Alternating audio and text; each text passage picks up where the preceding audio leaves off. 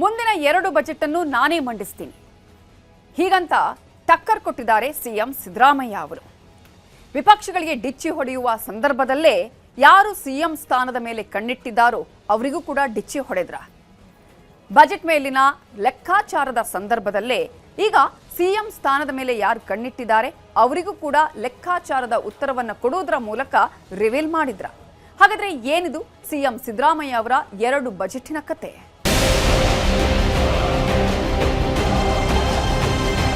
ಎರಡು ಬಜೆಟ್ ಕೂಡ ನಾನು ಹೈಕಮಾಂಡ್ ಅಲೋ ಮಾಡಿದ್ರೆ ನಾನು ಇಲ್ಲೇ ನಾನೇ ಬಜೆಟ್ ಮಾಡ್ತೀನಿ. ನಾನೇ ಬಜೆಟ್ ಮಾಡಿರ್ತೀನಿ. ನಾನೇ ಅಂತ ಹೇಳ್ಬೇಕಲ್ಲ. ಓಕೆ, ನೆಕ್ಸ್ಟ್ ಬಜೆಟ್ ನಾನೇ. ಹೈಕಮಾಂಡ್ ಅಲೋ ಮಾಡಿದ್ರೆ ನಾನೇ ನಾನೇ ಮುಂದಿನ 2 ಬಜೆಟ್ ಅನ್ನ ಮಂಡಿಸೋದು ನಾನೇ. ಹೀಗಂತ ಸದನದಲ್ಲದೆ ಅಬ್ಬರಿಸಿ ಬೊಬ್ಬಿರಿದ ಸಿಎಂ ಸಿದ್ದರಾಮಯ್ಯ ಬಜೆಟ್ ಲೆಕ್ಕಾಚಾರದ ಜೊತೆಗೆ ಕುರ್ಚಿ ಲೆಕ್ಕಾಚಾರವನ್ನು ರಿವೀಲ್ ಮಾಡಿದ್ರು. 17ನೇ ಬಜೆಟ್ ಮಂಡಿಸಿದ ನಂತರ ಸಿಎಂ ಸಿದ್ದರಾಮಯ್ಯ ಕುರ್ಚಿ ಬಿಟ್ಟು ಕೊಡ್ತಾರೆ ಅನ್ನೋ ಚರ್ಚೆಗಳ ನಡುವಲ್ಲದೆ 17ಕ್ಕೆ ಆಟ ಮುಗಿದಿಲ್ಲ ಅನ್ನೋದನ್ನ ಸದನದಲ್ಲದೆ ಸದ್ದು ಮಾಡುವಂತೆ ಹೇಳಿದ್ರು ಸಿಎಂ ಸಿದ್ದರಾಮಯ್ಯ. 2 ಬಜೆಟ್ ಕೂಡ ನಾನು ಹೈಕಮಾಂಡ್ ಅಲೋ ಮಾಡಿದ್ರೆ ನಾನು ಇಲ್ಲೇ ನಾನೇ ಬಜೆಟ್ ಮಾಡ್ತೀನಿ. ನಾನೇ ಬಜೆಟ್ ಮಾಡಿರ್ತೀನಿ. ನಾನೇ ಅಂತ ಹೇಳ್ಬೇಕಲ್ಲ. ಓಕೆ, ನೆಕ್ಸ್ಟ್ ಬಜೆಟ್ ನಾನೇ. ಹೈಕಮಾಂಡ್ ಅಲೋ ಮಾಡಿದ್ರೆ ನಾನೇ. ಬಜೆಟ್ ಮೇಲಿನ ಚರ್ಚೆ ಟೈಮ್ನಲ್ಲಿ ಅಧಿವೇಶನದ ನಡುವಲ್ಲದೆ ಸಿದ್ದರಾಮಯ್ಯ ತಮ್ಮ ಕುರ್ಚಿ ಲೆಕ್ಕಾಚಾರವನ್ನ ರಿವೀಲ್ ಮಾಡಿದ್ದಾರೆ. ಮುಂದಿನ 2 ಬಜೆಟ್ ಅನ್ನು ನಾನೇ ಮಂಡಿಸ್ತೀನಿ ಅಂತ ಗಟ್ಟಿಯಾಗಿ ಹೇಳೋ ಮೂಲಕ ಮುಂದಿನ 2 ವರ್ಷನೂ ನಾನೇ ಸಿಎಂ ಪಟ್ಟದಲ್ಲಿ ಮುಂದುವರಿತೀನಿ ಅನ್ನೋದನ್ನ ಸಿದ್ದರಾಮಯ್ಯ ಪರೋಕ್ಷವಾಗಿ ಹೇಳಿದ್ದಾರೆ. ಮೊದಲೆಲ್ಲ 2.5 ವರ್ಷ ಆದ ಮೇಲೆ ಅಧಿಕಾರ ಹಂಚಿಕೆ ಆಗತ್ತೆ ಅನ್ನೋ ಚರ್ಚೆಗಳಿದ್ವು. ಆದರೆ 2.5 ವರ್ಷ ಆದರೂ ಪಟ್ಟದಲ್ಲಿ ಯಾವ ಬದಲಾವಣೆಗಳು ಆಗಲಿಲ್ಲ. ಆಮೇಲೆ ಅರಸು ದಾಖಲೆ ಮುರಿದ ಮೇಲೆ ಪಟ್ಟ ಬದಲಾವಣೆ ಆಗತ್ತೆ ಅಂತ ಅಂದುಕೊಂಡಿದ್ರು. ಆದರೆ ಅರಸು ದಾಖಲೆ ಮುಗಿದ ಮೇಲೂ ಆಗಲಿಲ್ಲ. ಕೊನೆಗೆ 17ನೇ ಬಜೆಟ್ ಮಂಡಿಸಿದ ಮೇಲೆ ಈ ದಾಖಲೆಯನ್ನು ಮುರಿದ ಮೇಲೆ ಸಿಎಂ ಪಟ್ಟದಲ್ಲಿ ಬದಲಾವಣೆ ಆಗಬಹುದು ಅಂತ ಎಲ್ರೂ ಅಂದುಕೊಂಡಿದ್ರು. ಆದರೆ 17ನೇ ಬಜೆಟ್ ಮಂಡಿಸಿದ ಮೇಲೂ ಪಟ್ಟದಲ್ಲಿ ಬದಲಾವಣೆ ಆಗಲಿಲ್ಲ. ಇನ್ನೇನು ಬಜೆಟ್ ಮೇಲಿನ ಅಧಿವೇಶನ ಮುಗಿದ ಮೇಲೆ ಪಟ್ಟದ ಪಗಡೆಯಾಟ ಶುರುವಾಗಬಹುದು ಅಂತ ಕೆಲವರು ಅಂದುಕೊಳ್ತಿದ್ರು. ಆದ್ರೀಗ ಅದು ಆಗಲ್ಲ ಅನ್ನೋದನ್ನ ಮುಖ್ಯಮಂತ್ರಿಗಳೇ ಗಟ್ಟಿಯಾಗಿ ಹೇಳಿಬಿಟ್ಟಿದ್ದಾರೆ. ಮುಂದಿನ 2 ಬಜೆಟ್ ಅನ್ನ ನಮ್ಮ ಸರ್ಕಾರವೇ ಮಂಡಿಸುತ್ತೆ ಅಂತ ಹೇಳಿದ ಸಿಎಂ ಸಿದ್ದರಾಮಯ್ಯ ಕೊನೆಗೆ ನಾನೇ ಮಂಡಿಸ್ತೀನಿ ಅಂತ ಹೇಳೋ ಮೂಲಕ ಕುರ್ಚಿ ಬದಲಾವಣೆ ಮಾತೇಗಿಲ್ಲ ಅಂತ ಕಡ್ಡಿ ಮುರಿದಂಗೆ ಹೇಳಿಬಿಟ್ಟಿದ್ರು. ಇನ್ನು 2 ಬಜೆಟ್ಗಳನ್ನ ಮಂಡಿಸಬೇಕು. ನಮ್ಮ ಸರ್ಕಾರ ಮಂಡಿಸುತ್ತೆ. 28ವರೆಗೂ ನಾವೇ ಅಧಿಕಾರದಲ್ಲಿ. 28 ಆದ್ಮೇಲೂ ಕೂಡ ನಾವೇ ಅಧಿಕಾರಕ್ಕೆ ಬರ್ತೀವಿ. ಆಯ್ತು.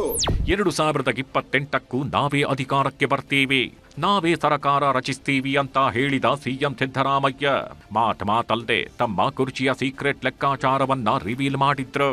2028ರ ಕಥೆ ಬಿಡಿ, ಈ ಮುಂದಿನ 2 ಬಜೆಟ್ನ ಕಥೆ ಹೇಳಿ, ಅದನ್ನ ಯಾರು ಮಂಡಿಸ್ತಾರೆ ಅಂತ ವಿಪಕ್ಷ ನಾಯಕರು ಕೇಳಿದ್ದಕ್ಕೆ ಮುಂದಿನ 2 ಬಜೆಟ್ ಅನ್ನು ನಾವೇ ಮಂಡಿಸ್ತೀವಿ ಅಂದ್ರು.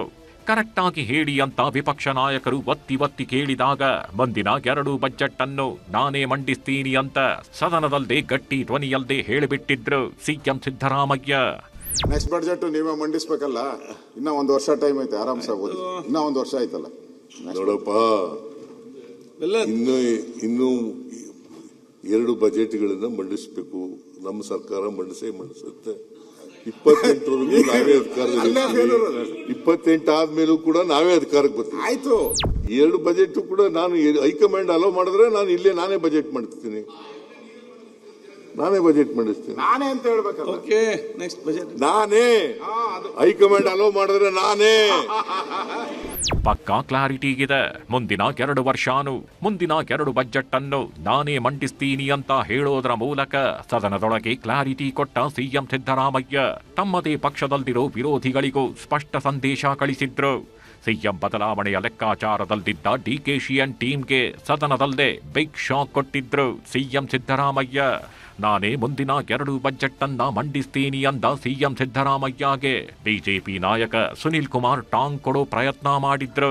ನೀವು ಹೈಕಮಾಂಡ್ ಮಾತನ್ನ ಕೇಳಬಾರದು, ನೀವು ಸ್ಟ್ರಾಂಗ್ ಆಗಿ ನಿಲ್ಲಬೇಕು, ನೀವು ಈ ರಾಜ್ಯದ ಗಟ್ಟಿ ವ್ಯಕ್ತಿ, ನಂಬರ್ 1 ಶಕ್ತಿ, ಹಿಂಗಾಗಿ ನೀವು ಹೈಕಮಾಂಡ್ ಮಾತು ಕೇಳಬಾರದು ಅಂತ ಹೇಳಿದ್ರು.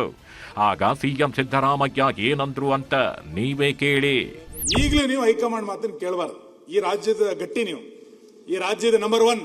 ಹಂಗಾಗಿ ಯಾವ ಹೈಕಮಾಂಡ್ ಸರ್ ನಿಮ್ ಮುಂದೆ ಬಿಸಾಕ್ಬೇಕು ನೀವು ಹೈಕಮಾಂಡ್. ನೀನು ಥೂ ಅಂತ ಹೇಳು ಬಿಜೆಪಿಗೆ ನೋಡ. ವಾಜಪೇಯಿ ಮೋದಿ ಅವರಿಗೆ ಥೂ ಅಂತೇನು, ಥೂ ಅನ್ನು ನೋಡೋಣ. ವಾಜಪೇಯಿ ಅಲ್ಲ, ಮೋದಿ ಅವರಿಗೆ ಥೂ ಅಂತನ್ರಿ ನೋಡೋಣ. ಸರ್ ದಮ್ಮಿದ್ರೆ, ನಾನು ನಿಮ್ಗೆ ದಮ್ಮಿದ್ರೆ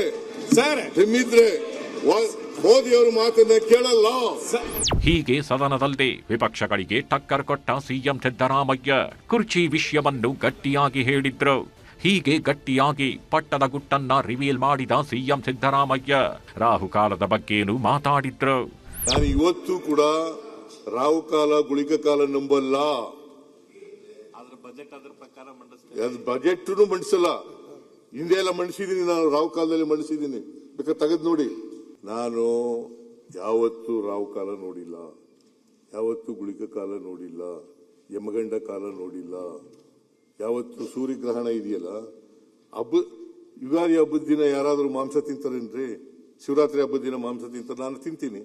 ಹೀಗೆ ಸದನದಲ್ಲಿ ಕುರ್ಚಿ ಲೆಕ್ಕಾಚಾರದ ಜೊತೆಗೆ ಮೂಢನಂಬಿಕೆಯನ್ನೆಲ್ಲ ನಾನು ನಂಬಲ್ಲ ಅಂತ ಹೇಳಿದ ಸಿಎಂ ಸಿದ್ದರಾಮಯ್ಯ ರಾಜ್ಯದ ಬಜೆಟ್ ಅನ್ನ ಚೊಂಬು ಎಂದ ಬಿಜೆಪಿ ಕಡೆಗೆ ಬಾಣಗಳನ್ನ ತಿರುಗಿಸಿದ್ರು.